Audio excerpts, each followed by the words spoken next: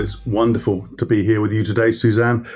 Wow, I am in awe of you already for who you are, what you've become, what you've overcome. You're the author of the truly inspiring book, Wavewalker, Breaking Free, which tells your story of your 10-year voyage around the world, sailing 47,000 nautical miles, starting at the age of 7 with your family. It speaks to your resilience, your courage, your vision, your agility. And I was blown away, figuratively speaking, as I read every single page and every single word. You are now the Chief Operating Officer of Exor, one of Europe's largest diversified holding companies, and a former senior partner at McKinsey, which I'm told is a consultancy. I'm joking. And having completed a PhD at Oxford University. So we're going to delve into the highs and lows of your childhood, of course, and how that shaped your highly successful business career, and indeed how it shaped your leadership style, your mindset, your practices, and how it's influenced your life in terms of how you led your life with your relationships with your family and friends. We've got a lot to talk about. Welcome to the show, Suzanne. Thank you, David. It's wonderful to be here. Fantastic, fantastic. So as I said, it's highs and lows and quite a lot of lows, but I'd like to start positive. I try and be an optimist in life. Sailing around the world multiple times and obviously living in different countries, New Zealand, Hawaii, Australia, and so on from periods of time, there have been some magical moments. What were the highlights? Well, there were many highlights, actually, and hopefully that does come across in the book. And some of the biggest ones to me, I mean, first of all, I saw some absolutely incredible places. We sailed past an exploding volcano. We went to islands in Fiji that you can't normally go to. We saw some absolutely extraordinary places.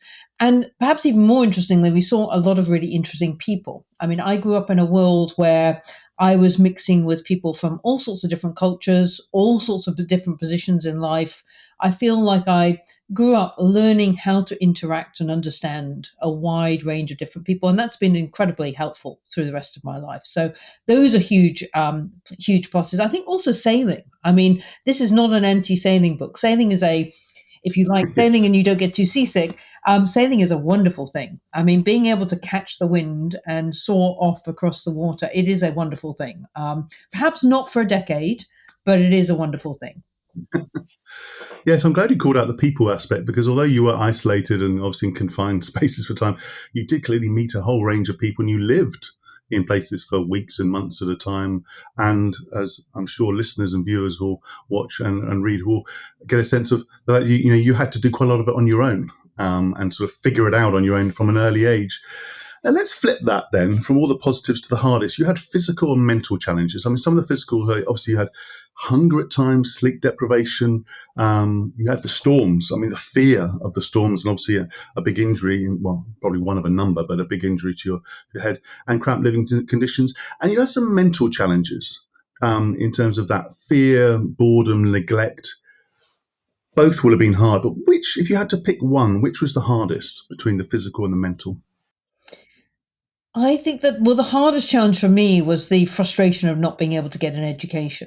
I mean, that became the overwhelming challenge for me, over and above some of the physical challenges, over and above the kind of lack of sleep, which you get on a boat, particularly as I got older and I was expected to do watches, and the kind of inconsistent food, lack of access to medical care. As you say, we're in physical danger from time to time. But the real frustration, the overwhelming frustration for me was not being able to get a formal education. And when did that start? When did that start, if I may ask? It really started in Hawaii. And in Hawaii, I was 11, 12. And that's where it really started to kind of kick in that I was missing an education. And to start off with, it was mixed with really missing being able to mix with children my own age and have friendships. But then, and that remained. I obviously kind of missed that from then on as well. But this desire for an education became more and more and more acute. And I realized that education was a way of escaping from this boat. If I could find a way to educate myself, that was going to be a way out of the situation of being trapped on this boat. But it was incredibly difficult. And I often hear people talk about the university of life and what a wonderful thing it is that you kind of learn all these things through life. And To an extent, that's true. I have all sorts of unusual skills which I learned. I can change the oil in an engine. I helped my dad once build a mast. I can sail a boat. I can gut a fish. I can do all sorts of unusual things. Yeah. But fundamentally, I was a quite an academic child, and I wanted to learn formal education, and that is very difficult to do if you're in a situation where you can't really go to school. Mm. And I mean, you did quite a lot of your education by correspondence, effectively. Just give us a picture of how that worked. Well, in the end, that was the only way to try and get an education, was to get my parents to register me at a correspondence school, the Queensland one in Australia, and then to Mm. teach myself on the boat. And so what I had was kind of a big stack of books, and you would work through every week, kind of doing lessons. The problem is even that wasn't straightforward because, of course, the one thing you need if you're doing correspondence is an address.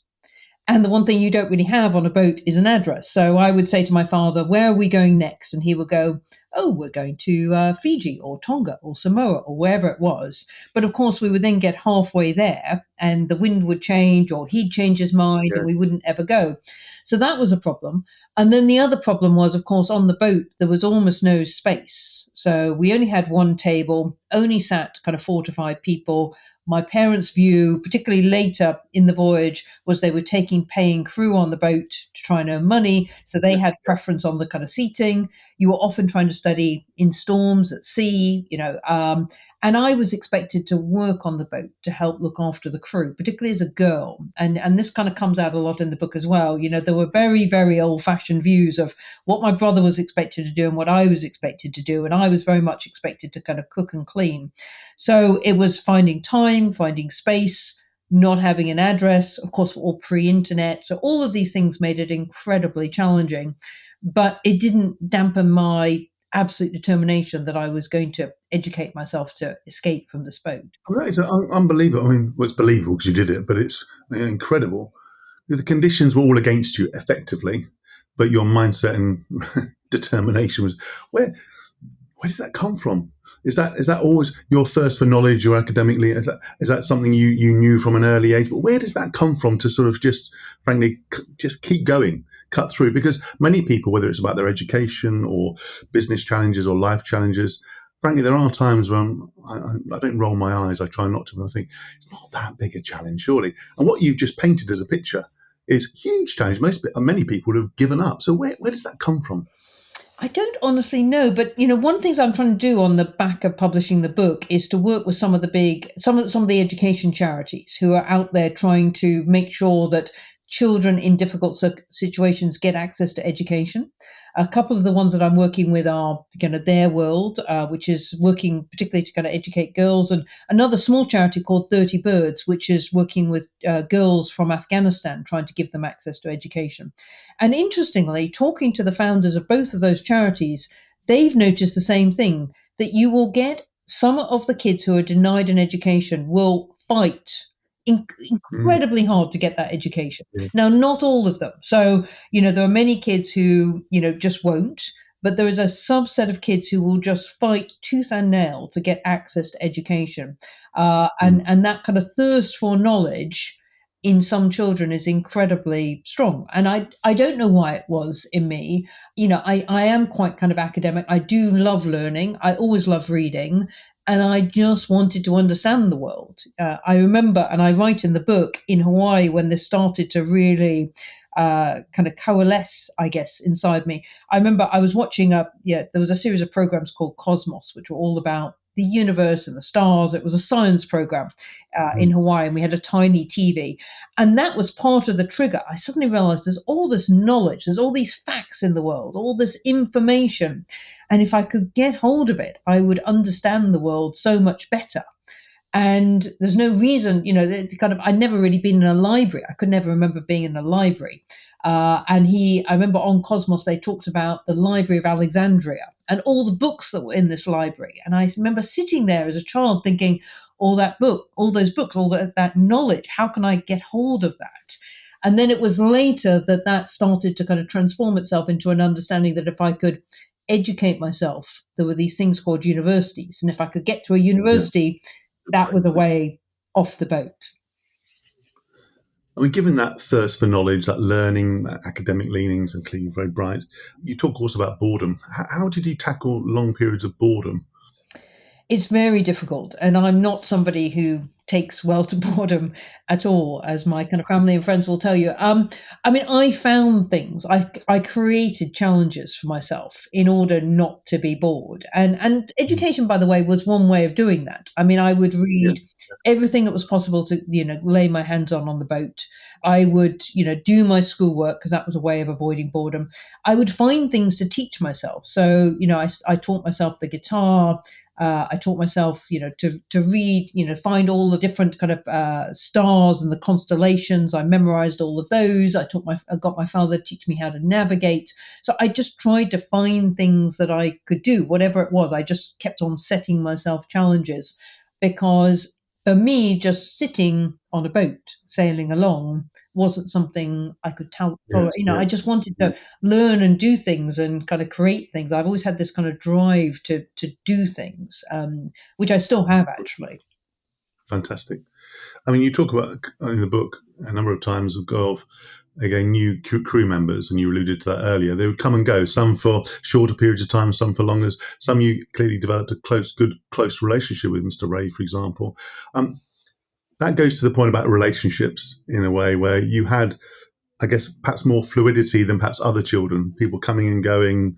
How did you tackle that in the context of a very confined space? You had your family, you have crew members, and then they go, and then they come. How did you work through those, I guess, interludes and, new people coming on board? Yeah, and it's very interesting. As I wrote the book, what I realized is that it's not really a sailing story. I mean, it's a story set at sea. What it really is a story of what it's like to live in a very confined space for a decade with a kind Yes. of cast of characters, as you say, kind of coming and going. And what happens over time, as people will see, is the actually relationships within my family massively deteriorate. Particularly my relationship with my mother becomes very, very, Yes. very difficult. And in a normal circumstance, you could go to somebody outside and ask for help. But of course, I had no one to go to ask for help. Mm. So I'm managing this kind of horribly deteriorating relationship with my mother, which gets worse and worse and worse. My father doesn't really want to step in. So there's a kind of that kind of family dynamic is one dimension. As you say, you've then got these kind of crew who are coming and going. And what I realize over time, particularly as my parents start to charter the boat, paying crew on board. So they're only coming for 8 or 10 weeks, and I'm expected to cook and clean and all of this sort of stuff. It doesn't really make sense for me to try and form relationships by and large with the crew Mm. unless there's kind of somebody there who is special in some way, they're really interesting in a particular sort of way. Yes. And there were some that stood out. So you mentioned Mr. Ray. Mr. Ray was very early on, and he almost became like a substitute father to me. My parents Yes. were I got not very, my father and I had a good relationship, but, my parents were really worried about other things. My father was focused on being a captain, wasn't really interested in doing much in the way of fatherhood. My mother was very much not maternal at all. So I kind of latched on to some of these people who were kind, and Mr. Ray stood out in that sort of way. And then there Mm. were various other crew members. I remember a crew member called Eran who came on later in the voyage, who was from Israel. And I found him fascinating because I didn't know anything about Israel. I didn't know Mm. anything about, kind of Judaism. And I remember sitting on deck with him and kind of quizzing him on all this stuff, and like a new area of information that I can just imagine you asking lots and lots of questions, 20, 30, 40, 50 questions. yeah, kind of go through all of this. So what I went, so with the crew who came on board, because the problem was they weren't my own age. So the thing that I Mm. really missed was friendships with, kids my own age, and that is really, really hard. And one of my big learnings and reflections looking back, and I have all of my diaries, is the thing that I really miss was kind of friendships with children my own age. And I substituted it to the extent that I could with these relationships with the crew that came on board, but it's not the same. No, I And then the understand. other thing I should say, is it's very difficult. I was a teenage girl on a boat. A lot of the crew were men.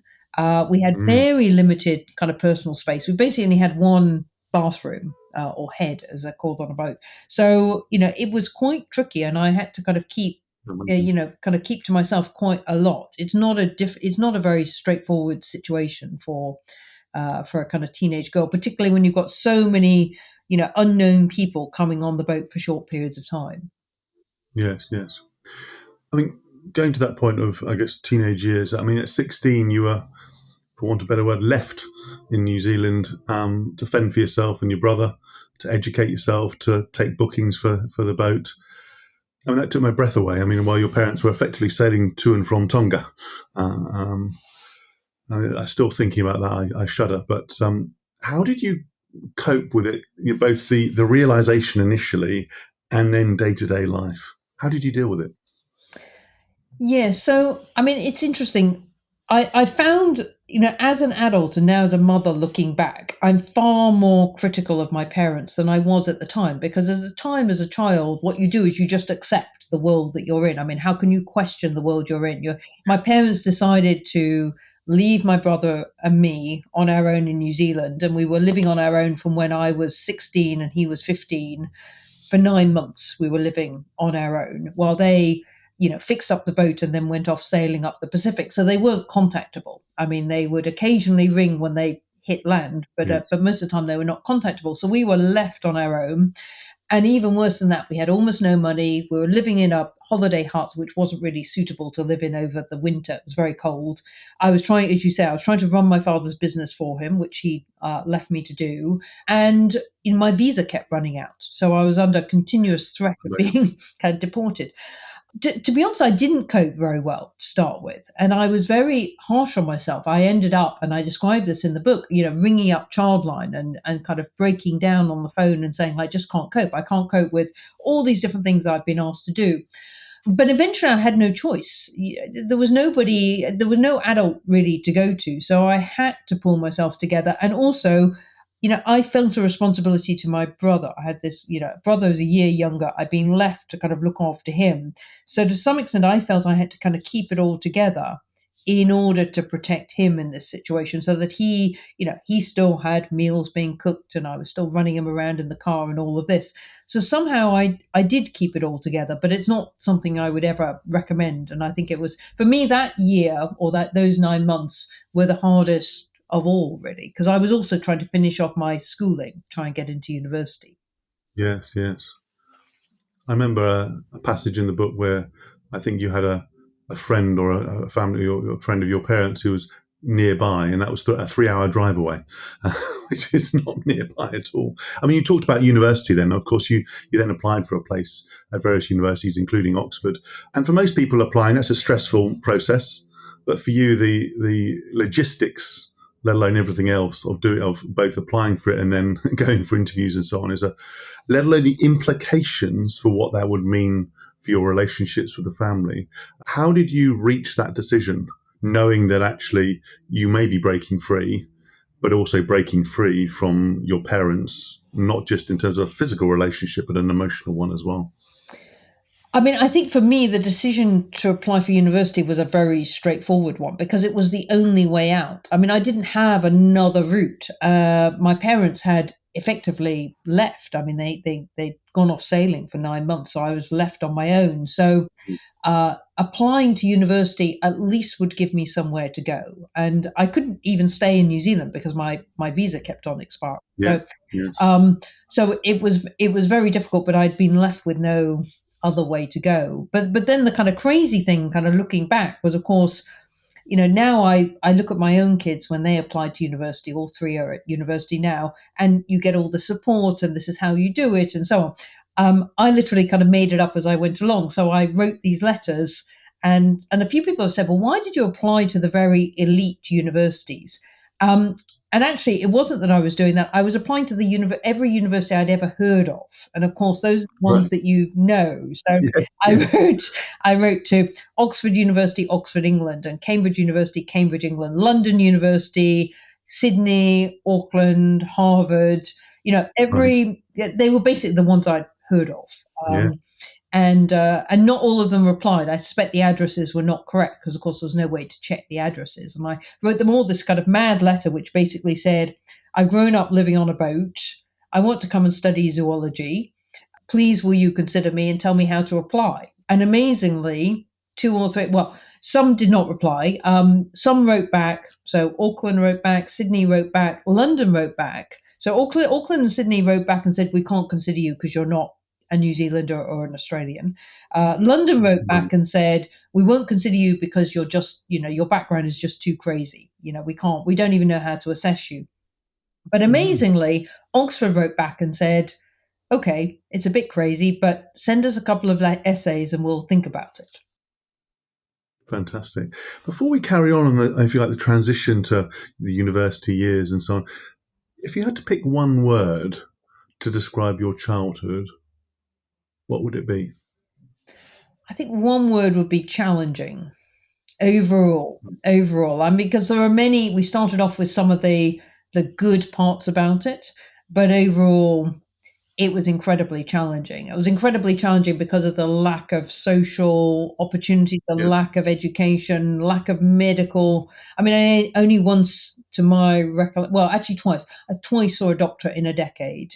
Only once can I recall ever seeing a dentist. We were often short of food. We, very limited. Yes. Occasionally we ran out of water. We were shipwrecked. I mean, challenging overall. No kidding. I mean, breaking free. When did you feel that you had broken free? When was the moment? The moment actually was the moment I stepped on the plane to come back to England for the interview, because I knew at the point at which I did that, I mean, I didn't know I was going to get into university. Absolutely, I didn't know that I was going to get in. In fact, I thought it was quite unlikely I was going to get in. But what I did know was I was never going to go back. My parents had abandoned me and my brother for 9 months. And I was old enough by then to realize, that was the end really of any kind of pretense I guess I'd had as a child that they were, going to look after me. So I had to find my own way in the world. I would kind of maintain some sort of relationship with them, but I really had to find my own way in the world. And if I didn't get into Oxford, which was what I was flying back to the UK to try and do, then I was going to find some other kind of future for myself. But the future back on the boat had disappeared. There was no way kind of back to that. And therefore, the kind of positive way of that is I did feel incredibly free. I felt like a weight was lifted. I was, on my own. It's interesting you say that, and I can't draw any real parallels, so forgive the next comment, but I remember moments, really good moments in my life. My mindset has been, actually, I'm free. I don't feel the pressure. However, I remember my mum saying to me, I do have a very loving mother. She said, we believe in you, whatever you do. Don't worry about it. Those sorts of words give that the headspace. And the fact is, you had to create that for yourself, which is all the more inspiring. I mean, the transition to university life and then business life. I mean, the number of shifts and transitions and changes that you've had to experience. The food, the clothes, the people. I mean, you were referring to heated air, rain. What were the biggest changes as you so you got your place, you started university life? I mean, that's just complete shift of lifestyle. What were the big ones that you remember and thinking, wow, this is a massive change? The biggest one actually was socially, because by the time I got to Oxford, I mean, I'd had such limited opportunity to be with people my own age. I'd gone to school for a brief period in Australia, and I had some friends and I kept them as pen pals. There was one girl who I met in New Zealand who lived in the caravan park at the end of the road. But by and large, I'd never really existed in a position where there were just many people my own age, and socially, and I kind of feel like I ought to apologize to the kind of the girl. I mean, I went to Somerville College, which is an all-girls college. At the time, it's not anymore. And I kind of feel I ought to apologize to them. I mean, you can imagine, I arrived, I'd lived on my own for a year. I'd gone traveling. I'd grown up on a boat. I'd never been to an English school. I'd only briefly gone to school. I didn't have any small talk. In fact, I remember one of them saying, Suzanne, you're just hopeless. You can't do any small talk. And they were entirely right. I just couldn't do any small talk. Couldn't deal with it. I had no kind of UK context. I had very little kind of tolerance of kind of kids my own age, because I'd grown up only really Yes. talking to adults. Yes. But at the same time, I had a kind of desperation to make friends. And so it really took me at least a couple of terms at Oxford to settle down and to work out how to fit in socially, and also to find a group of people who were at least a little bit similar to me, and then to start to make friendships. And that was the biggest issue for me when I arrived. I mean, funnily enough, the academic side was nowhere near as difficult as I thought. I mean, because I'd had to kind of drag every ounce of education, kind of kicking and screaming, out of books which were often out of date, and I, hadn't really had a teacher in person. I went to university and I was amazed by this concept that you would go to a lecture and somebody would stand up in front of you, would tell you something, and then like a kind of 3 months later, a month later, you'd sit in an exam and they'd ask you questions about it. It was like, kind of, come on, there's got to be a catch here. I liken it to, kind of training for a marathon by kind of running on the moon. You suddenly kind of come back into normal air. And even though it was kind of academically challenging, I was so used to it being virtually impossible that I was so desperate by that point for education that I just Yes. Yeah, grabbed the thirst for every learning. bit. Yeah. A bit like athletes training at altitude and coming back to ground level. Absolutely. I mean, how did your moving forward from university to then obviously professional and family life?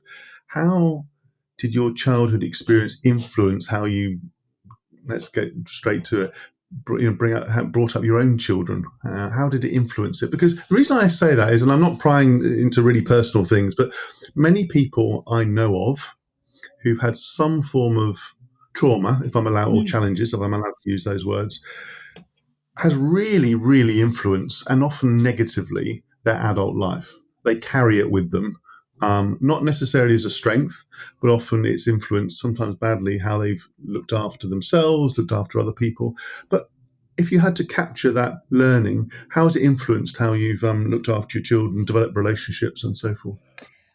So I think where I've been quite lucky is I was able to, I mean, I talked all of this over with my kind of husband. I was married to Jeremy Heywood, who sadly kind of passed away kind of 4 years ago. So I'm widowed, but we were married for over 20 years. A very, very lovely man. And actually Jeremy and I talked about the boat, and in a very honest way, very early on in our relationship. So not I grew up on a boat, wasn't it wonderful, but all of the stuff that now is in the book.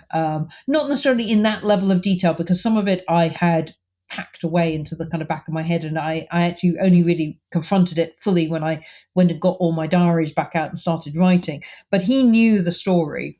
And that meant that I actually spent kind of time, I talked to him about, if we were going to have kids, how I wanted to be a parent, and what was it that I could learn from my childhood that I would not want to replicate, and what would I want to replicate. And for me, the kind of real learning from my childhood, the thing that I missed was the thing that your mother said to you, which is kind of unconditional love. Whatever you do, we're still going to be there. What happened to me is I was repeatedly abandoned by my parents. I mean, my father once chucked me off the boat on an island. They kind of abandoned us in New Zealand.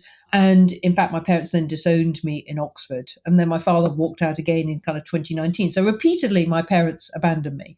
And I think for a child, that leaves you without a safety net. I mean, I always knew there was no safety net. If things kind of got really bad, my parents might be there to help, but quite possibly they weren't. And that I think is not, that's a terrible thing for a child. And I was absolutely determined that the one thing my kids were always going to understand was they had my unconditional love, and whatever happened, I would be there. And then the other thing which I did was I actually went back quite kind of overtly into my childhood and thought about the people who had made me feel like that.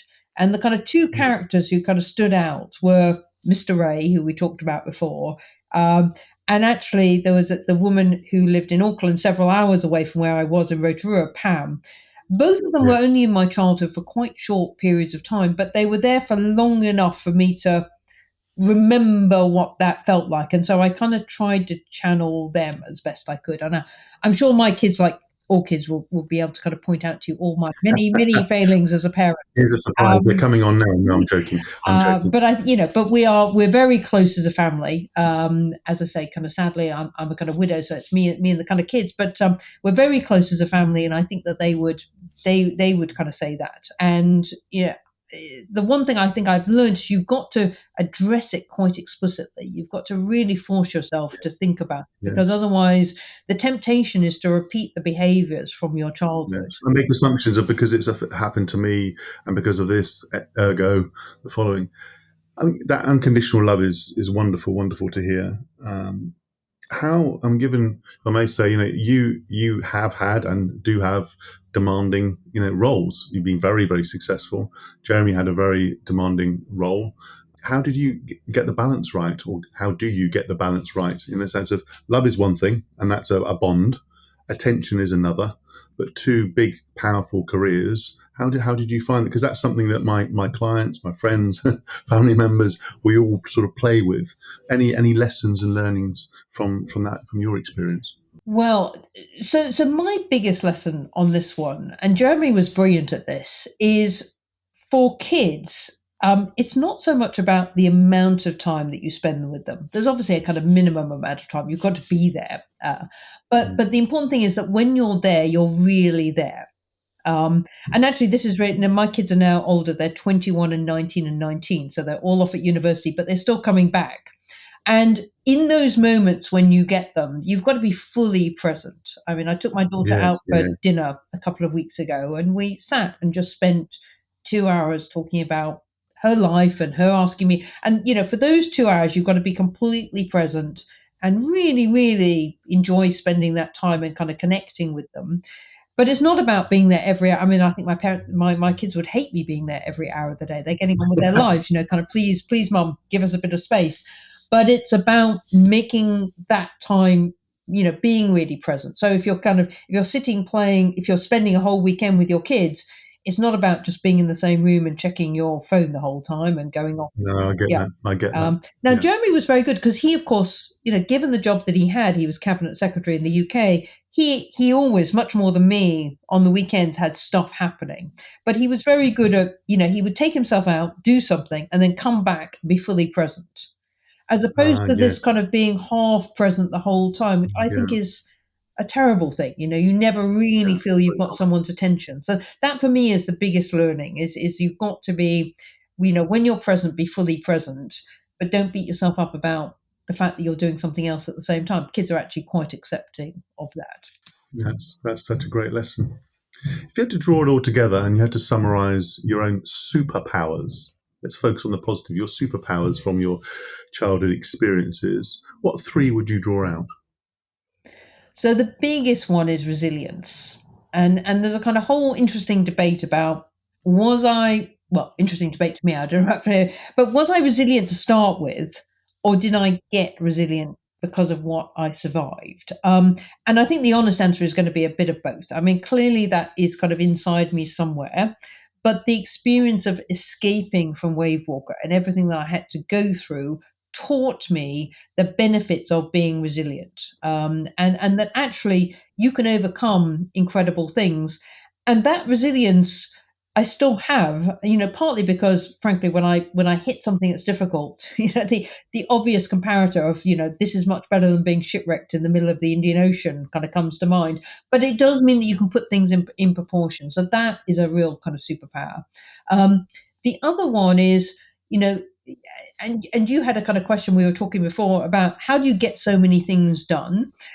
A kind of superpower, it's not really a superpower, but it's just a way in which I do things. You can get a huge amount done by doing a small amount many times. So, in writing the book, the way in which I wrote the book, and I've written other books, is by making sure that I'm repeatedly doing a small amount of work on it, each time taking a few small steps forward. I don't have to take a whole week out. I'll do it here and there. And Well, that shows your ability to reconnect, though. You Yeah. can, so it's still in there, and you can reconnect quickly. And I guess that applies also to the fact that you have a substantial non-executive portfolio, as well as your if you like, your corporate job. Small amounts, but high quality. That's right. That's right. So whatever you're doing, it's back to this kind of being present and being really connected. If I'm doing something, whether it's in one of the kind of NED roles, or I'm doing a kind of project at work, or I'm doing the book, really connecting and being very focused in that thing that you're doing.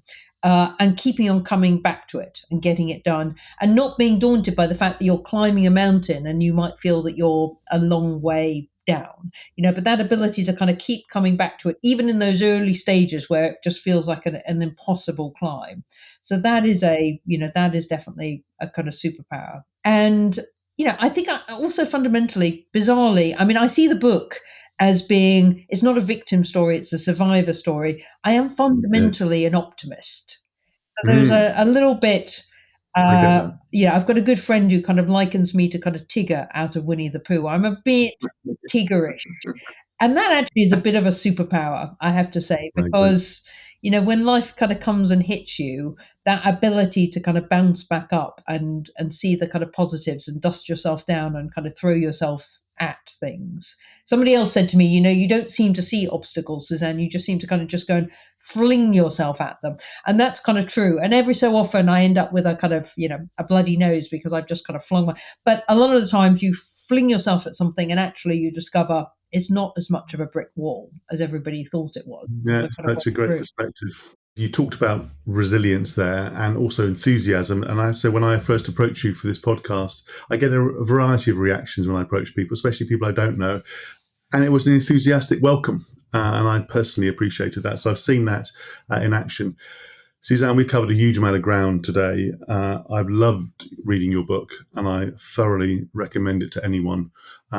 Today has been moving and inspiring, very practical. You've shared some really helpful tips and practices that many people can learn from, whatever stage of life, whatever challenges they're facing. So I'm very, very grateful to you. Where can people find out more about you and the book? Well, so I do have a website, SuzanneHeywood.com. So that's relatively straightforward. Obviously, the book is available at all good bookstores and Amazon. Yes, so there's actually a website for the book as well, wavewalker.co.uk. So lots of places to find out information if people are interested. Fantastic. Well, thank you for your time. A wonderful conversation. That was another edition of Lancefield on the Line. I do hope you enjoyed this episode as much as I did. Please do check out the other episodes in the series. Subscribe to the YouTube channel, to the podcast. Give me a nice rating. And Suzanne, again, thank you ever so much. Thank you.